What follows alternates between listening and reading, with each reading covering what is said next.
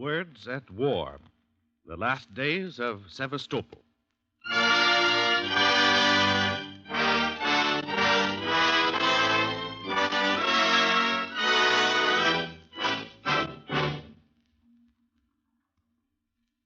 Enter.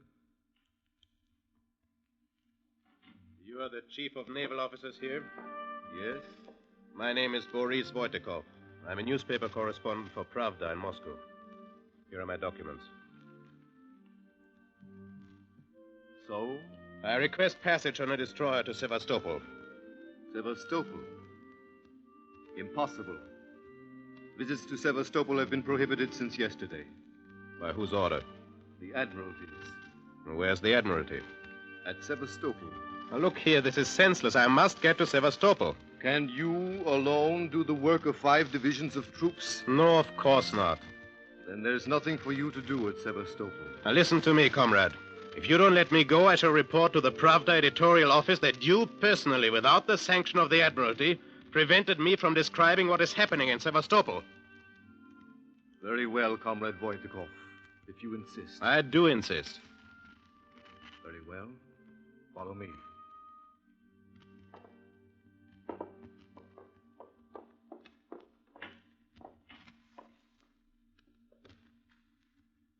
This is my home as well as my office.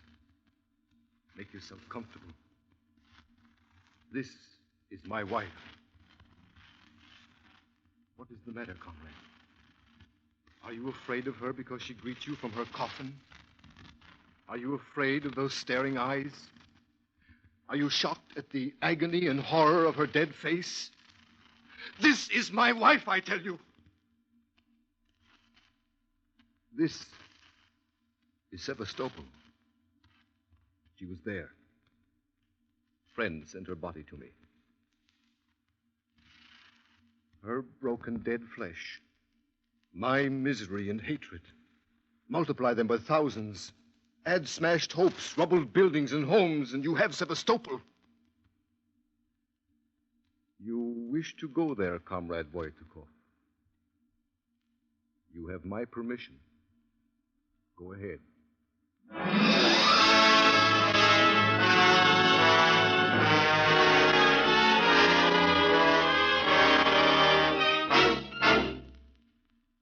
These are Words at War. Tonight, the National Broadcasting Company, in cooperation with the Council on Books in Wartime, is bringing you another in its series of radio adaptations of great books of this war. Each week at this time, we bring you selected dramatic episodes from some of the most vivid of our war-inspired literature. Tonight's story is based on the recently published book, The Last Days of Sevastopol, by Boris Voitekov, translated from the Russian by Ralph Parker and sent by cable to New York. It is the first time in history that an entire manuscript has been delivered to a publisher by cable.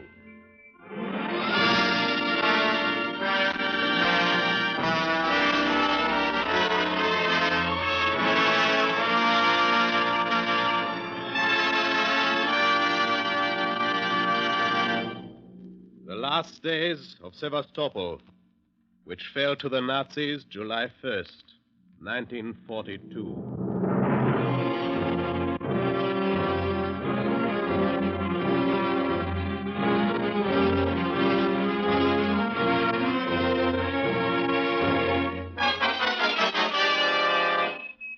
To Pravda, Moscow, from Boris Voitekov, Sevastopol, June 10th, 1942. Russians, your city of Sevastopol lies bruised and bleeding. Sevastopol, your last stronghold on the Crimean Peninsula, whose 8 months of siege have already given it legendary glory, is enveloped tonight in flame and smoke. The fascist knife is at its very throat.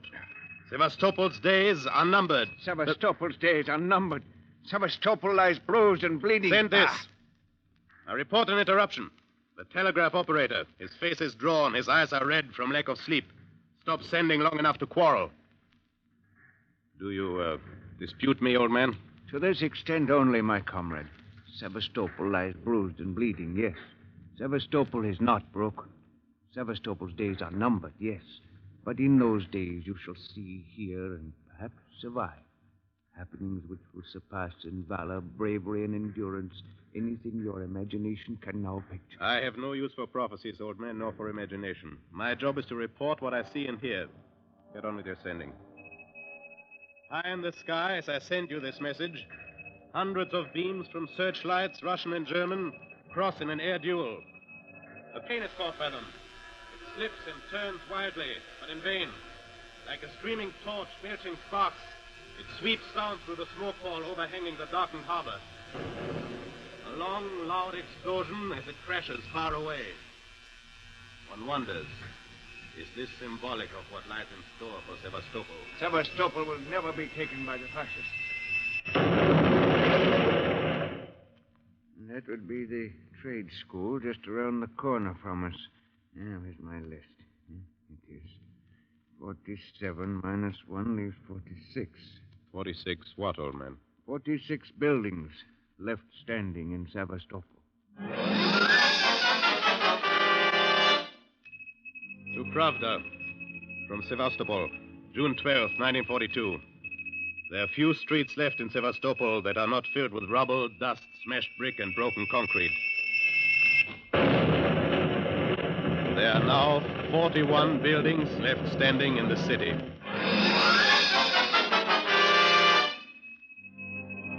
Sevastopol, June 15th, 1942. The German loudspeakers announce that this is our last day. Surrender, they say, or die. Nobody pays any attention.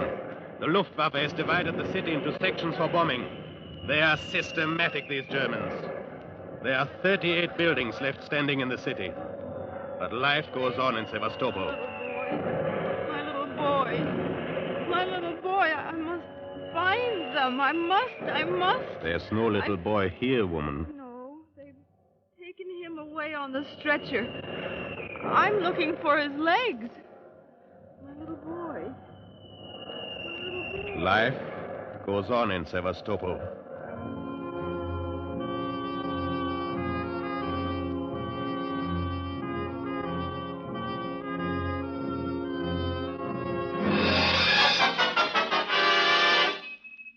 Sevastopol, June 16th, 1942.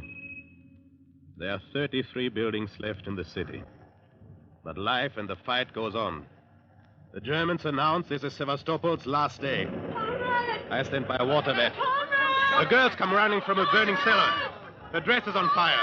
I reach for a bucket on the ground. No, don't touch Are you crazy? Not the bucket. Throw me into the tank. Come on. There.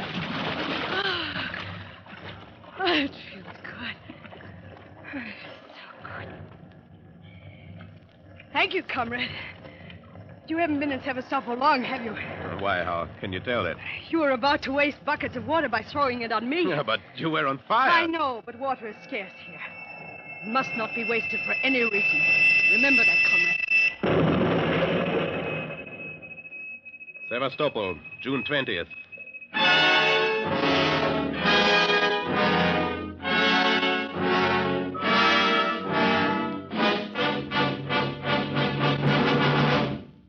The Nazi loudspeakers boast that we can't last beyond today.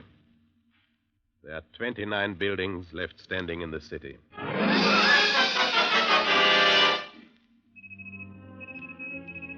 Sevastopol, June 22nd.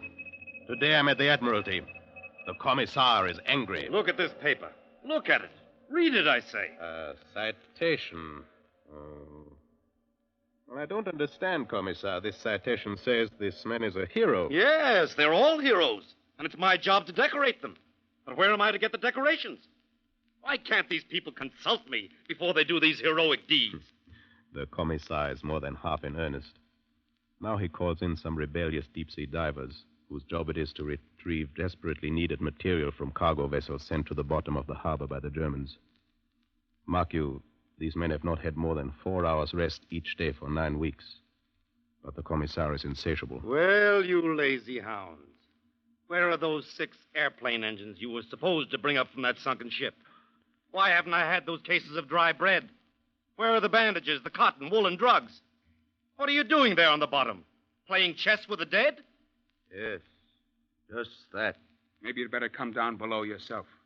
then you'll be satisfied that it's impossible to get up those motors. Yes, They're covered with piles of dead horses and cavalrymen in the hold. I just can't go there. Me neither. No, go down there yourself. Go into that cabin where if I open the door, dead bodies of children will rush toward me? No. I can't and I won't. What's the use, Comrade? Let's get on to something else. You'd let living children die for the lack of food and bandages. The divers look at each other without a word. Then their spokesman says quietly, We will go back down to that ship.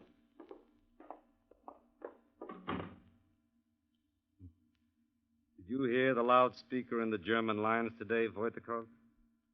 Did you hear it bellow that the spirit of resistance is dead in Sevastopol? Sevastopol, June 25th. Good news today. Ammunition was low yesterday, looked like the end. But last night some ships arrived, loaded down with several days' supply of shells and powder. But the Germans know it too. The Luftwaffe is at work. my little ones, give me faster tempo. These ships must be unloaded by morning and out of here. Otherwise, Petrov, move that bag of yours. Yes, it is my friend, the Commissar. The man of many jobs and responsibilities. The man who handles tough deep-sea divers with so much diplomacy. Here in this inferno where so many hesitate, he is in his element. I follow him as he moves from dock to submarine to ship to truck loading platforms, exhorting his men to speed, speed, and more speed, with a pat on the back here, a smile there, a word of anger elsewhere. The front needs this stuff. We mustn't let the front down. And they are not letting it down. But the price is high. The methods must be ruthless. Commissar! Come quick! What is it, Petrov? It's Ivan, the leader of the convicts who are part of my gang. He's refused to work any longer and has threatened the others if they continue unloading. Oh, so little Ivan did that, did he? Let us reason with him. Why work? Why worry? What does it matter to us if this stuff gets to the front or not? What do we care if the Germans win? I tell you. Yes? Yes, go on, Ivan. You heard my invitation, Ivan. Proceed with your exhortation. I've nothing more to say. You open your mouth and say, ah. I said open your mouth and say, ah. Ah! I must apologize to you men. Now get busy. I want tempo. Do you understand? Tempo. He gets tempo.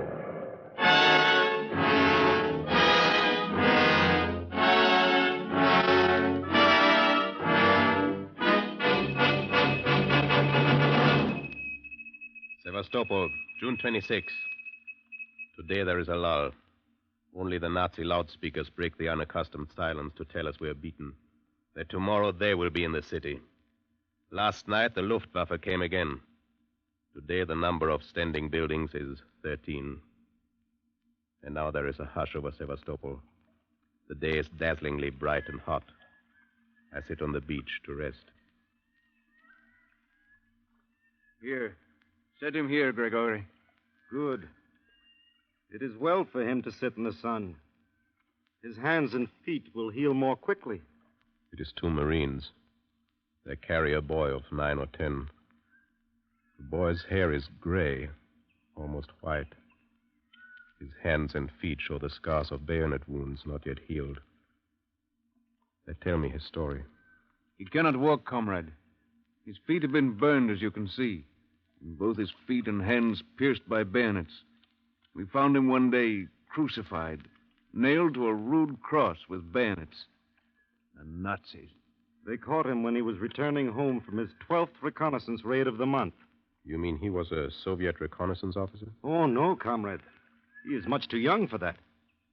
But here all must do their part against the fascists, regardless of age. So we bring him to the sleeping sea each day and hope that his body will be cured.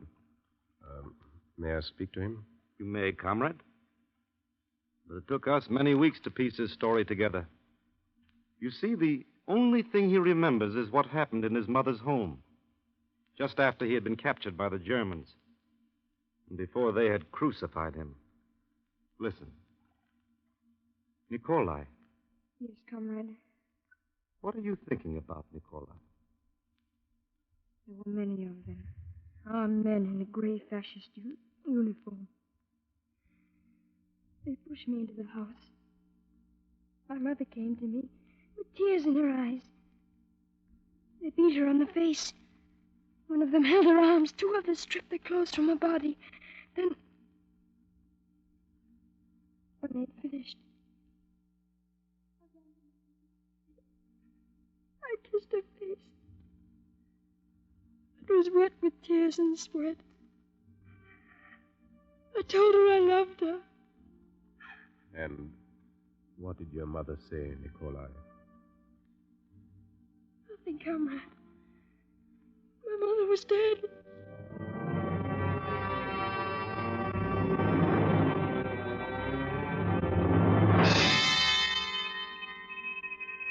Sevastopol, June 29th. Listen to me, Russians. At the battlefront at the city limits of Sevastopol, the German loudspeaker is working again. This is a German soldier speaking to you people of Sevastopol.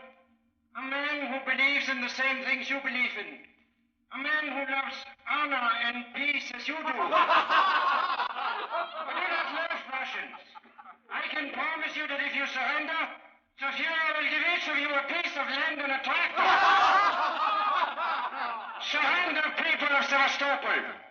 Germany always treats her enemies with honor and consideration. Too bad little Nikolai is too far to the rear to hear that. For the last time, men of Sevastopol, surrender or die.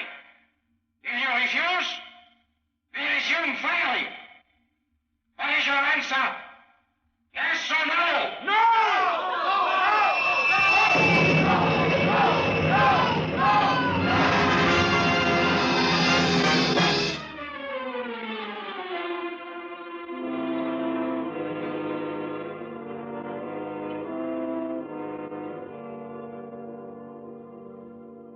Sevastopol, June 30th, 1942.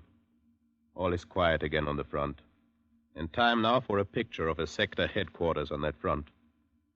I'm surprised at the thought of the commander of one of the most vital positions defending Sevastopol snoring his brains out. Surprised and disappointed. I met him last evening at the Admiralty, and he invited me to visit his headquarters. As I enter the dugout cautiously, I see a soldier. Hello, I am the correspondent. Oh, I am the correspondent the chief was expecting. Yes, you must wait. Chief is sleeping. Sit by the door over there. I sit by the door and watch a strange tableau. The military doctor addresses a soldier who is just getting down from a truck. Hello there, beautiful. If you're doing nothing tonight, maybe we can find a nice spot to be together. Are you talking to me, Captain? Of course I am. You're a woman, aren't you? Even though you are dirty enough to be a soldier. I am a soldier. If I'd been only a woman, I wouldn't have said a word to you. Oh, is that so? Why then, since you are in soldier's uniform, have you no cap? My cap? I left it on my husband's grave. Poor child. Forgive me. Take my cap. I will pick one up on my rounds. He places his cap on her head, and she goes down into the chief's dugout. May I report? No need to. Go and have your cry.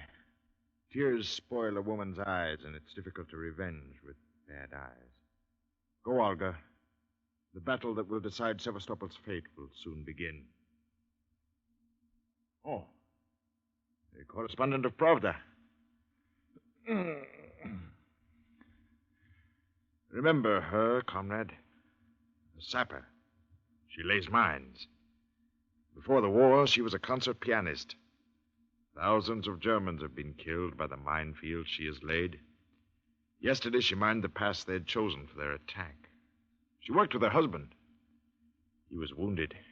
She dragged him out of danger, killing 15 Germans on the way. But he died. She dug a grave for her husband and buried him. I'll write a story about it. No, you'd better not. People wouldn't believe it. Excuse me. Does he not snore beautifully, comrade? He does, beautifully and quickly. Is that you talking? Should not be killed? It is, Comrade Commander. Is it time to wake the Germans up? There is 40 minutes yet.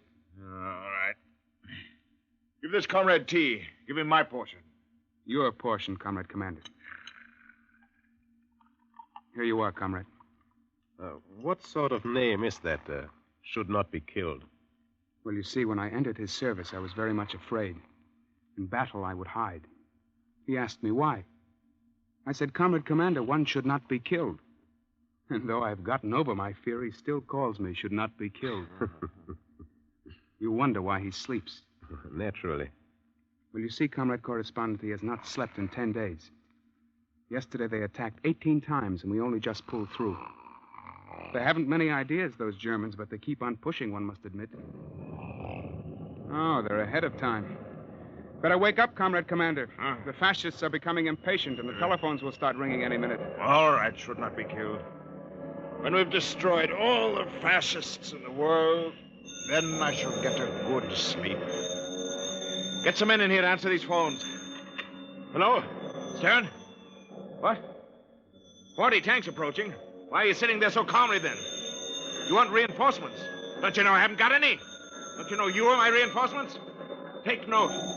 40 German tanks divided by a cool-headed 2 and halved again by common sense gives you 10 tanks. So what are you worrying about? Destroy them, Major. Destroy them. Hello? You're pounding the enemy. Your job's not to pound him, but to beat him. Don't you understand that? Stop losing your head in front of your men. The phone sizzle as the chief Hello? goes on to another. Hello? Hello? Don't phone me unless you're ready to talk. Yes? Move some reinforcements up to back Stern, but don't let him know it. He bites best. Takes his corner. You don't need to be a military expert to know that I tag along at the heels of one of the most extraordinary commanders I have ever met.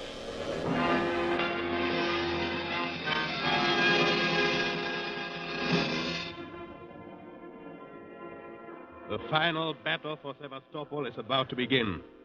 As soon as the artillery duel is over. No one tells me that. No one needs to. Everyone senses it. Men with unshaven cheeks and red-rimmed eyes munching bread and swilling it down with water. They're careful about the water. There's little of it. But who can tell when next they may get the chance to drink? Who can tell how many of them will ever get the chance again? Bullets carefully apportioned among the fighters. Just a few rounds for each man. Machine gunners take practice aim along the barrels, but without using precious ammunition. And then the artillery hushes its angry voice, and a strange sound reaches our ears.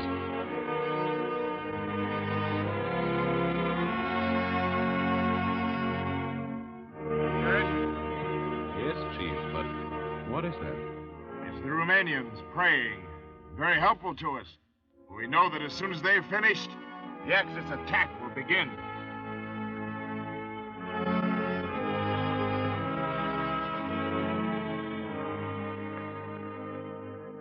Ready, fellow Russians. 0 hour. Here come the fascists.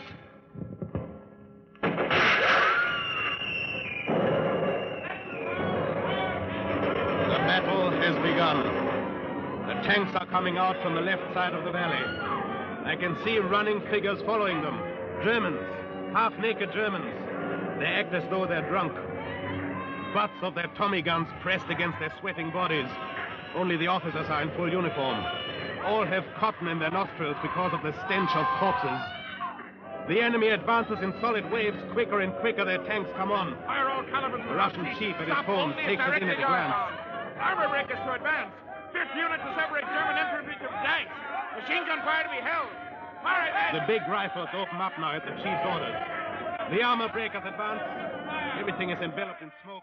The German tanks break through, and several of our batteries have been silenced by direct hits. Now our machine guns open up, but the Germans advance behind their armor. The men are piling up like lava against our positions.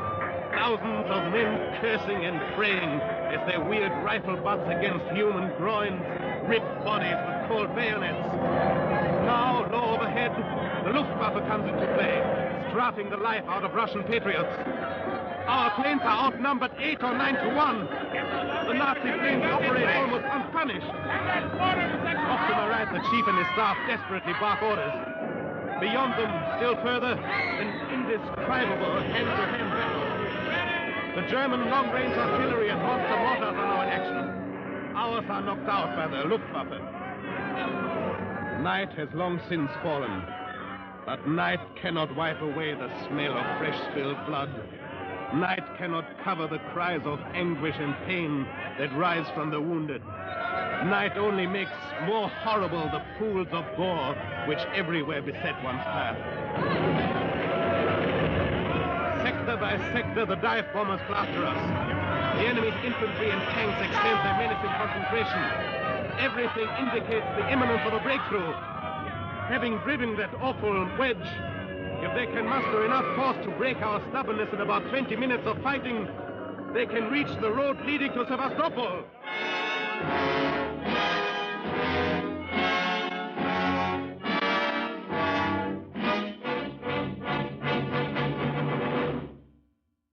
We have held them, Comrade Correspondent. They have paused, waiting for reserves. You couldn't have brought better news should not be killed. Take me to your gallant chief. I must congratulate him. Our chief is dead. You care to come and help bury him?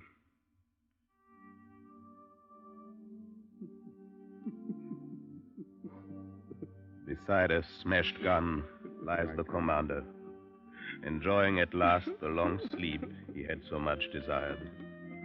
There is blood on him. His men kneel beside him. Some of them cry.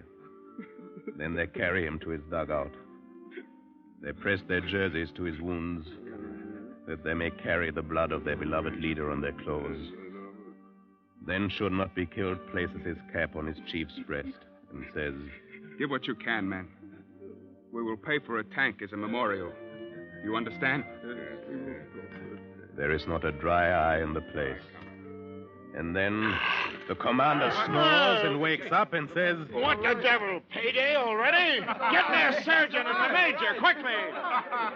The major comes and gets a dressing down from the chief. Seems he hadn't directed his end of the battle the way he should have.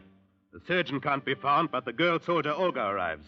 She examines the chief and says, Your leg will have to come off, Comrade Commander. Can it be done tomorrow? Yes. I think it can wait till tomorrow. Good. Should not be killed. You'll please call me in time for my operation in the morning.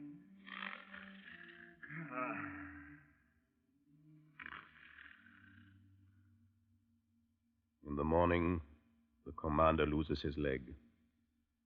A member of the military Soviet arrives and bestows not a tongue lashing, but a decoration on the major. And the Germans resume their attacks on doomed Sevastopol.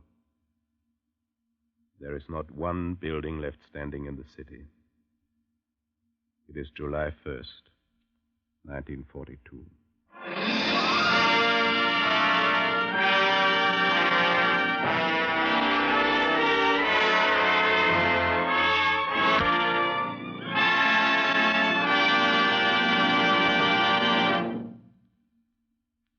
As the fourth program of Words at War, we have brought you fragments from The Last Days of Sevastopol by Boris Voyetkov.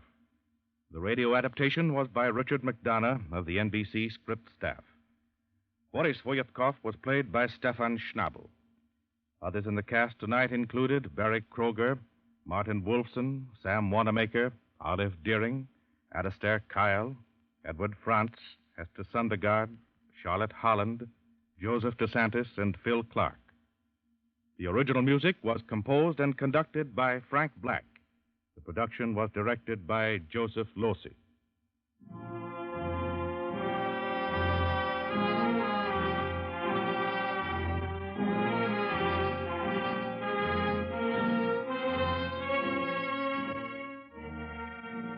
Next week, you will hear The Ship, adapted from the novel by C.S. Forrester. The fifth program in Words at War, presented by the National Broadcasting Company and the independent radio stations affiliated with the NBC network in cooperation with the Council on Books in Wartime.